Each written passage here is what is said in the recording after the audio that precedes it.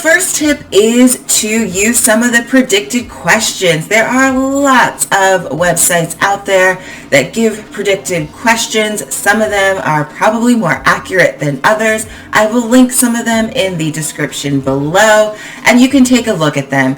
You never know what exact questions you're going to get on the exam, but it's always a good idea to, of course, practice, but practice some of the ones that are out there. These predicted questions just come from people who are taking the exam during this time, and you tend to get some of the same questions within a certain time period, and that's really how these questions become predicted questions, and it's always nice if they give you a question that you've prepared for. Also, when using these questions, it's really likely that you're going to get something similar. I know that when I break down questions, especially part 2 questions, I show you how to take one answer and kind of use it for multiple questions. So you're able to do that. And of course, the more you're practicing, the more you're going to be ready. So go ahead and use some of those predicted questions out there, but don't freak out if you don't get those exact questions when you take the exam. My second tip for improving your IELTS score is to not just say your answers, but to also write them down. I know we're talking about the speaking section of the exam, and so you're thinking, well, of course, Elisa, I should be saying the answers.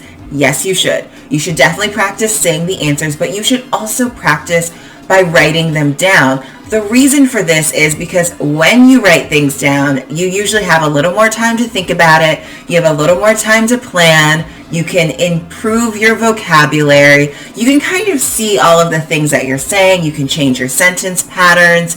You can just kind of make sure that your answer is more tight and more together. You can take an answer to a specific question and change it up and be like, I think I want to say it this way. It's a great way to just kind of upgrade the answers that you're giving. A lot of times when we just say things out loud, we're not necessarily paying as much attention to what we're saying. This also helps you if you're practicing by yourself. Of course, if you have a native speaker or a teacher that you're working with, they can give you feedback. But if you write down the answers to your questions, you can kind of give yourself feedback, which is really nice too.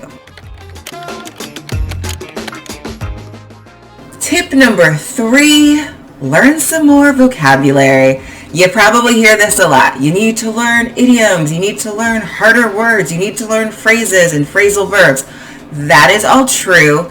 You want to learn more vocabulary based off of where you are. So if you're someone who's getting a 5 on the exam right now, maybe going after a ton of really hard words or a ton of idioms and a ton of phrases all at once isn't the best idea. You just want to slowly start to upgrade your vocabulary and your phrases that you're using in accordance to where you are. A great way to do this is to use synonyms. So if you're writing out your answers and you're like, hey, I keep saying this phrase over and over again, maybe I'm going to find another way to say it. And so instead of saying the same thing over again, I want this, I want that, I think this, I think that, maybe you can switch that phrase up a little bit by getting a phrase that's similar. Instead of saying I think, you can also say I believe. And so just by changing that one word, you've upgraded your vocabulary so you're not repeating yourself all the time. That can be very helpful in raising your score. So same thing, if you just start to say the same words over and over again, writing your answers down will help you stop doing that. But then you can just take some words and change them. You notice you're saying a word that's a little bit of a baby word, those little teeny tiny words. You can go Google a synonym for it and switch out your words like that. Maybe take a week and learn one new idiom that you can use. You don't have to cram everything in. Now, if you're getting 6.5s or 7s and you're trying to increase your score from there, then you can kind of, go get the kitchen sink and throw it in there and do all different kinds of things to upgrade your vocabulary, but you want to make sure you're doing it in accordance to where you are. Tip number 4, record your answers. So in addition to writing your answers down so that you can take a look at them and see what kind of words you're using and upgrade your vocabulary, see if you're being repetitive, change some things a little bit, you should also record your answers. record yourself, play it back, because then you'll really see how you sound. Sometimes we write things down and it sounds a little bit prettier than when we actually say it. So if you record your answers, then you're really going to hear how you sound. Are you repeating yourself? Are you stuttering a lot? Is your accent really thick? Are you enunciating your words? You'll be able to find out all of those things if you record yourself. And again, it's a great way for you to practice by yourself if you don't have a teacher or a native speaker to help you. Of course, you can use a friend to help you as well. But recording yourself and writing things down is a great way for you to practice and improve your English speaking skills in general, but certainly for the IELTS exam by yourself.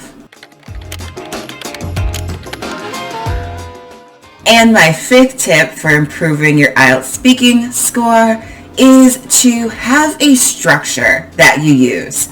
When you're sitting in the exam, you're going to be nervous, and it is comforting if you kind of have a way that you structure your questions. So you kind of have a specific structure for each part, 1 through 3. Oftentimes your structure will involve answering the question, why? So if they're asking you, do you like your hometown? And you say yes, you're gonna say why. If they're asking you who your favorite teacher is and you tell them who your favorite teacher is, you're gonna say why. So there's kind of a way that you can structure each of these types of questions. I go through structuring questions in certain ways. I will probably make some videos on that. I have an IELTS speaking ebook that I'm making right now. The structure is definitely going to be in there, but kind of having a structure makes it easier for you to answer those questions on the spot when you're a little bit nervous because you're feeling like so much is riding on this. So having a specific way when you approach part 1 questions, having a specific way that you approach part 2 questions, the way that you approach part 3 questions will probably be similar to part 1, but having that specific structure in your head will definitely help you get out a good answer faster. It'll also help you remember to do some of those things that you're trying to do, like talk enough and, get in some good vocabulary. So having that structure can be really helpful. And a bonus tip. Anytime that I do an IELTS video where I'm going over tips, but especially ones where I'm going over specific questions, you should write your answers in the comments and I will take a look at some of them and respond to your answers. So using me as a resource is definitely something that you can do to improve your score. Alright, so that is it for my 5 tips for improving your IELTS speaking score. Good luck on the exam. If you liked this video, please give it a thumbs up and subscribe to my channel. You can check out the other videos about IELTS questions. There are some more tips. There are also some answers to specific questions, and I'll walk you through some structure. You can see all of that on my channel. Hit the notification bell so that you know when I upload another video. Alright, that's it. Bye guys.